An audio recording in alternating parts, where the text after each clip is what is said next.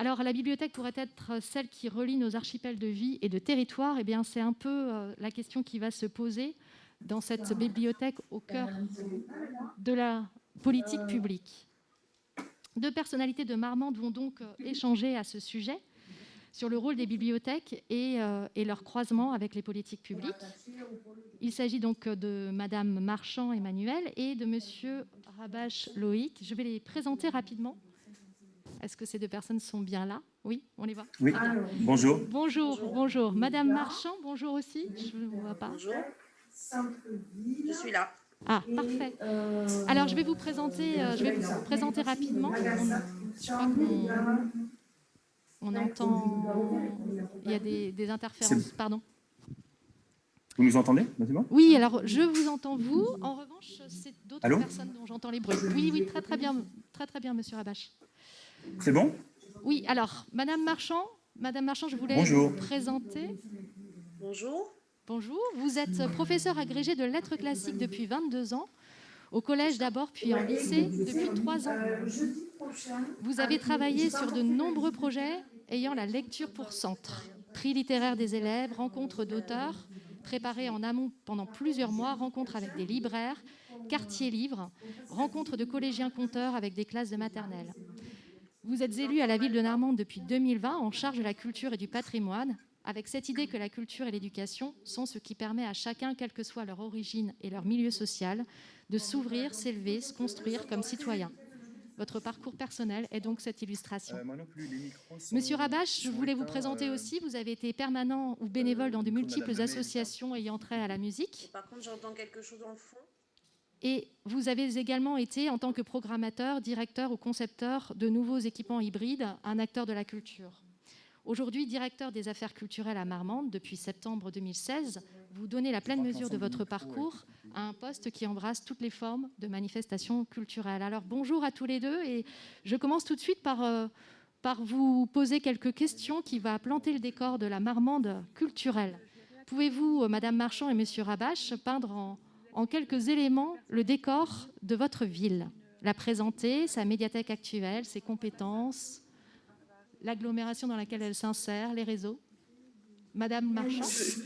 Je fais que ça de fermer le micro.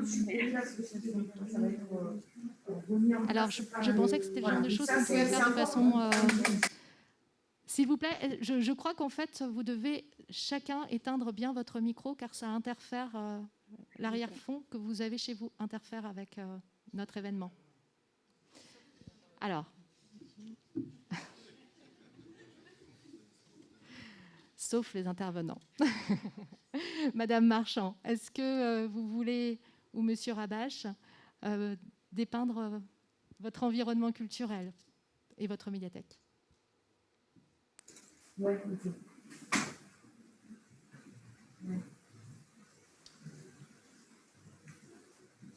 Monsieur Rabache?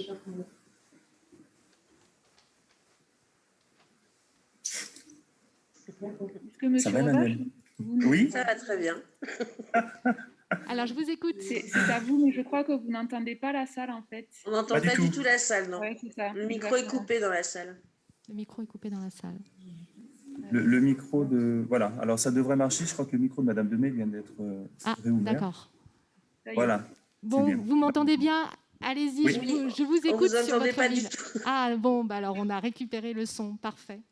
Allez-y, Madame Marchand ou Monsieur Rabache.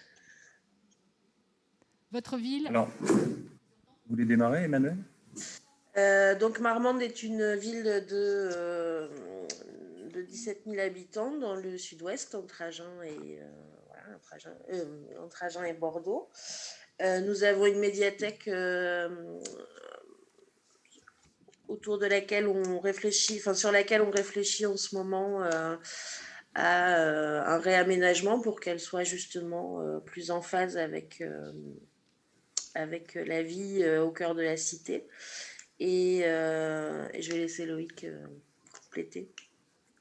Donc, par rapport à sa description de manière un peu formelle, on est sur une compétence municipale. Marmande est une ville moyenne de 17 500 habitants et qui, comme beaucoup de communes de cette taille-là, connaît une désaffection de son centre-ville. Et ça, ce sera peut-être un point qu'on réévoquera tout à l'heure concernant donc, un des rôles d'une médiathèque dans une commune. Donc, sur une agglo de 60 000 habitants, troisième ville du département. Donc, en termes de structure, on est équipé de 2 lycées, 3 collèges, un musée, un conservatoire, un théâtre municipal, un service des archives et de valorisation du patrimoine. On accueille régulièrement des résidences d'artistes longues, puisqu'on est sur des cycles de 3 ans. Il y a aussi donc une direction des affaires culturelles qui porte en propre un festival autour des relations entre nouvelles technologies et création artistique. La médiathèque en elle-même a été construite en 89. Aujourd'hui, elle travaille avec 11 agents permanents. C'est 2300 inscrits actifs individuels et qui correspond à peu près à 12% de la population municipale et de quelques communes adjacentes. On a donc aujourd'hui 60% des inscrits qui sont issus du bassin marmandais, ce qui veut dire que le reste, les 40 qui restent, sont répartis entre la proximité agglo, mais aussi des inscrits qui viennent de l'extérieur de l'agglomération, notamment du sud Gironde. Voilà, on est sur un désherbage important en cours aujourd'hui, puisque on a aussi affaire à une médiathèque donc, qui a 30 ans et qui a accumulé beaucoup, et notamment à travers un premier CTL. Il a été donc, en lien important avec la DRAC, il a été convenu qu'un désherbage était assez essentiel pour redonner de la visibilité aux ouvrages conservés. On est donc, pour faire suite à cette notion de CTL, sur la création d'un second contrat territorial lecture qui, lui, s'étendra sur 4 ans. Il est en création en ce moment, donc voilà, en partant du bilan des années précédentes. À l'échelle de VGA, de VGA, c'est de l'agglomération, pardon, de Val-de-Garonne agglomération, on a pu constater que simplement 7,5% des habitants fréquentent les bibliothèques de territoire. Et on est doté globalement sur l'agglo de 20 bibliothèques municipales. Voilà. En termes de réseau, il y a un lien très régulier avec la médiathèque départementale, avec donc les équipements situés sur l'agglomération, notamment en termes de prêts, d'ouvrages, et puis évidemment avec la DRAC, et un peu moins avec la région, la filière livre. Mais voilà, en tout cas, l'idée étant de faire de sorte que la médiathèque ou la bibliothèque soit ancrée dans son réseau professionnel et institutionnel. Alors, ces réseaux, justement, qui vous entourent et qui tissent avec vous l'avenir de la médiathèque, vous permet justement de vous projeter à peu près vers la fin du mandat dans une direction qui permet de rénover celle-ci et qui en promet une future. Est-ce que vous voulez dire quelques mots justement sur l'avenir de votre médiathèque, ou de vos médiathèques? Alors, je vais juste démarrer par ce qui s'est passé il y a 2-3 ans, c'est-à-dire par rapport à l'ancien mandat. Et puis, je laisserai Emmanuel, donc, qui a pris ses fonctions avec la nouvelle municipalité il y a 1 an, développer sur le projet, puisque c'est, je crois, ça qui est intéressant aujourd'hui, c'est de parler de l'avenir. Et donc, dans les choses, on va dire, à conserver en termes de matières premières, de contenu, on a travaillé effectivement avec Émergence Sud, qui est une agence dédiée aux études sur notamment l'étude de bassin de population en vue d'équiper un territoire d'un équipement culturel, pas forcément d'ailleurs de médiathèque. En 2019, un état des lieux a été réalisé, des perspectives également ont été proposées, et puis surtout on était, sur une programmation en cours. Voilà, cette chose-là a été travaillée avec la DRAC pendant 2 ans, avec l'assurance derrière d'un soutien à hauteur de 70-80% d'aide DRAC, donc État, région cumulée. Et forcément, et c'était aussi la chose intéressante, un CTL en développement parallèlement à ce travail, puisque l'idée étant effectivement d'avoir un projet qui précède en fait le travail sur l'équipement physique pour que le projet soit moteur et non pas l'inverse. Voilà. Ensuite, donc cette chose, je ne vais pas dire c'est arrêté, en fait, c'est en stand-by et en re-réflexion, puisque la nouvelle municipalité ne souhaite pas enterrer le projet, mais par contre souhaite évidemment le revisiter. Et je laisse la parole à Emmanuelle pour en parler. Madame Marchand. Donc oui, quand nous avons pris nos fonctions, nous avons pris en main ce projet qui était en cours de création d'une nouvelle médiathèque. Il se trouve qu'effectivement, le projet proposé correspondait sur de nombreux points à notre vision de ce que pouvait et devait être une médiathèque, donc en cœur de ville, qui ne soit pas seulement un lieu où on vient prendre et reposer un livre, qui soit véritablement un lieu de rencontre, un lieu de citoyenneté aussi.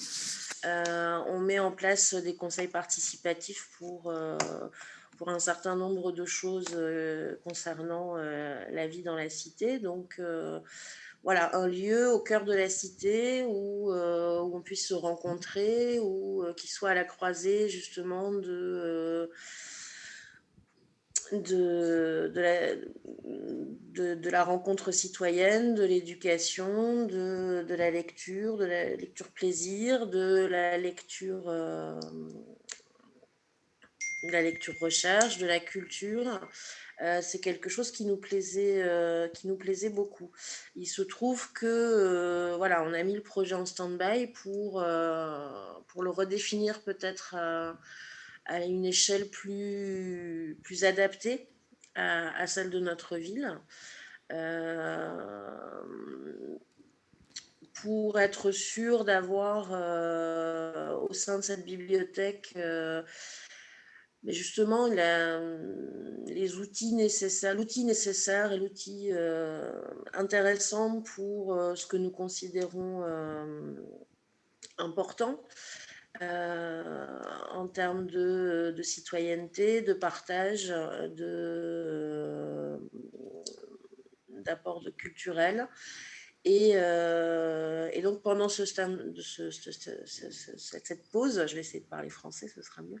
Pendant cette pause, nous avons pris la décision de redéfinir l'actuelle médiathèque pour la rendre plus accueillante, pour la rendre plus pratique, pour donc faire ce travail de désherbage dont Loïc a parlé. On considère effectivement que l'outil est une chose, mais préparer les citoyens, préparer les habitants à cette nouvelle vision de la médiathèque, en accueillant des habitants qui n'auraient pas cette habitude de fréquenter les lieux, en proposant des choses assez diverses, comme les expositions, comme des ateliers, comme des lectures aux petits. En faisant ce travail qui est mis en place avec le contrat territoire lecture depuis quelques années, en le maintenant, c'était quelque chose d'indispensable pour préparer justement la construction de cette nouvelle médiathèque. Oui, et ce qu'on peut dire déjà, c'est qu'une médiathèque, c'est toujours un chemin d'évolution, c'est toujours une modularité, c'est toujours quelque chose en cours, en quelque sorte. La seule chose peut-être qu'on peut dire, si on passe à notre deuxième partie d'entretien, c'est que finalement, une médiathèque, pardon, je regarde la caméra, ça marche, donc c'est très étrange en revanche, hein, effectivement. Donc une médiathèque, en fait, c'est véritablement la seule chose à laquelle elle répond, c'est la politique culturelle, la politique publique culturelle dont elle est l'instrument. Alors, à quelle politique publique destinez-vous la médiathèque actuelle avec sa rénovation et la future? Alors évidemment une politique culturelle, mais peut-être aussi une politique sociale, éducative ou autre chose. Que pouvez-vous dire là-dessus? Alors on souhaite que la médiathèque soit au cœur d'une politique culturelle qu'on veut ouverte, donc ouverte vers de nouveaux publics, ouverte vers l'extérieur, au cœur de la ville, une culture qui soit intimement mêlée aux autres aspects, à d'autres aspects comme l'éducation, comme la formation à la citoyenneté, comme la politique sociale. On a dans l'équipe voilà, cette conviction que rien ne se fait de façon autonome et tout est étroitement imbriqué. Donc, voilà, l'idée, c'est que cette politique culturelle ne soit pas uniquement adressée aux usagers déjà existants, mais s'ouvre à de nouveaux usagers, se décentre peut-être parfois aussi, sortent des murs de la médiathèque pour aller à la rencontre des habitants dans les quartiers, dans les écoles. Voilà, il y a tout un travail avec les écoles, avec les collèges qui peut être mis en place. Et puis un lieu d'accueil à la citoyenneté.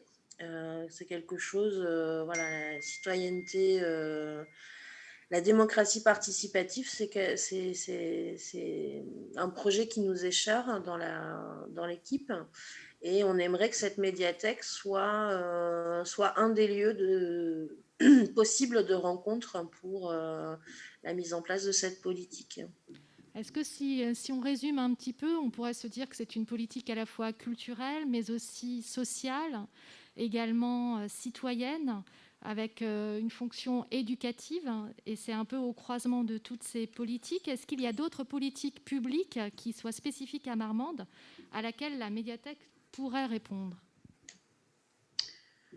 Je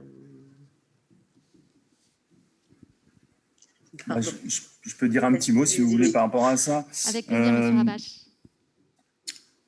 Effectivement, alors, on ne va peut-être pas les appeler politiques publiques, mais en tout cas, par rapport au CTL à venir, et parce que ça correspond à une envie politique chez nous, il y a l'idée de traiter de la question sociale, environnementale et technologique. Et ces transitions-là, alors, on l'a vécu notamment de manière assez forte avec le Covid, c'est-à-dire la relation entre les gens, et leurs lieux et les structures culturelles de manière générale, et puis comment les nouvelles technologies viennent bousculer tout ça, à la fois sur un plan de communication, d'information, mais aussi relationnel. Et je crois nous, on pousse un peu le bouchon du côté artistique, c'est-à-dire comment, sur un plan artistique et créatif, les créateurs s'emparent de ces outils pour en faire autre chose, y compris on parlait de citoyenneté tout de suite, pour aller à la rencontre des gens, pour inventer de nouveaux modes de fonctionnement avec le public. Donc, je pense que la médiathèque a énormément à apporter comme lieu de réflexion, comme lieu de rencontre autour de ces questions-là. Et l'autre point de vue qu'on va tenter de développer, c'est le lien entre le sport et la culture. Et au lieu que ce soit, on va dire, un axe en tant que tel, c'est la rencontre de deux axes, en fait, peut-être municipaux, entre la politique culturelle d'un côté et la politique sportive de l'autre. Et peut-être que si on creuse un petit peu, on va être également sur une politique sociale et sur valoriser le patrimoine social, bâtimentaire, mais aussi iconographique de la ville, sportif, en lien avec le traitement artistique, littéraire, iconographique des structures culturelles et artistiques qui existent sur la ville, puisque effectivement il y a un lien aujourd'hui qui est en train de se créer de manière assez forte autour d'un club sportif qui souhaite aller vers ça sur 4 ans, puisqu'on a dans les 3 années qui viennent des rencontres importantes, que ce soit les Jeux Olympiques, la Coupe du Monde de rugby ou de foot. Et puis, donc, l'idée d'aller vers une édition de poche autour des fonds que nous avons ici à Marmande. C'est-à-dire que, je ne vais pas développer plus que ça, parce que je pense qu'après, voilà, chacun a ses projets, mais c'est juste une illustration pour se dire qu'on peut embarquer peut-être dans une autre manière de fonctionner et surtout sur un travail vraiment au long cours, sur 4 ans, des acteurs issus du monde artistique, culturel et sportif, tout simplement parce que certains, ou pour partie, sont éloignés les uns des autres, mais beaucoup ont aussi des choses en commun, mais qui souvent ne sont pas mises en lumière, ne sont pas formulées, ne sont pas pensées. Donc, ça paraît important de pointer ces choses-là, c'est-à-dire aussi finalement les terreaux communs qu'on peut avoir dans des domaines différents chez des habitants qui vivent la même ville. Merci beaucoup. C'est vraiment la preuve que la médiathèque peut être un instrument de décloisonnement entre les disciplines, y compris qui ne soient pas culturelles. On aborde maintenant la spécificité peut-être de la médiathèque comme une politique culturelle par rapport aux autres établissements et en quoi la ville de Marmande lui donne une spécificité en cette matière. En quoi une médiathèque est un établissement culturel différent des autres, Monsieur Rabache ou Madame Marchand?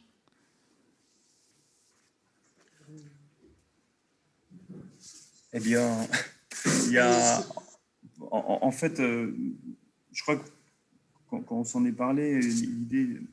Voilà, la médiathèque, effectivement, ce que disait tout à l'heure Frédéric Coquart, c'est que c'est certainement l'endroit où on va retrouver de multiples interventions et de multiples publics de manière beaucoup plus évidente que dans des structures comme que serait un conservatoire, un théâtre.